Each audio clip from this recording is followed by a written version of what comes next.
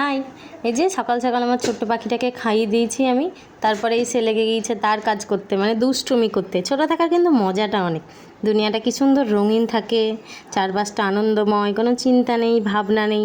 ছোটো থাকার মানে হলো নির্দ্বিধায় আনন্দ উপভোগ করা, ভালোবাসা পাওয়া এবং ভালোবাসা দেওয়া, আর জীবনটাকে উপভোগ করা, তাই না? আমার এই ছোট্ট উড়ন্ত চড়ুই পাখিটার সারা দিনের কর্মকাণ্ড শুনলে অবাক হবেন। পড়ালেখা, আড্ডা, খেলাধুলো, হাসি, আনন্দে ভরপুর তার দিন। আর তার আবদার নিয়েই দিন কাটে আমার।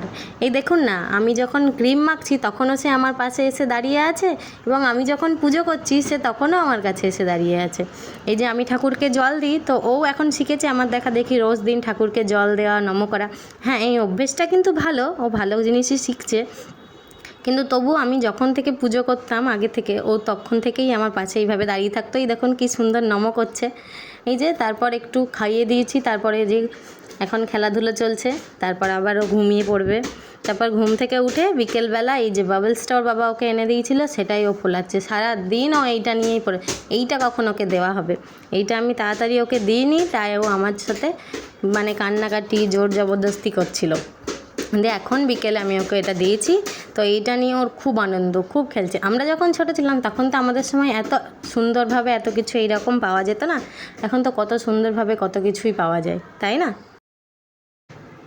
এই যে তারপর বাবলস ফোনানো হয়ে গেলে ওকে আমি একটু রেডি করিয়ে দিলাম।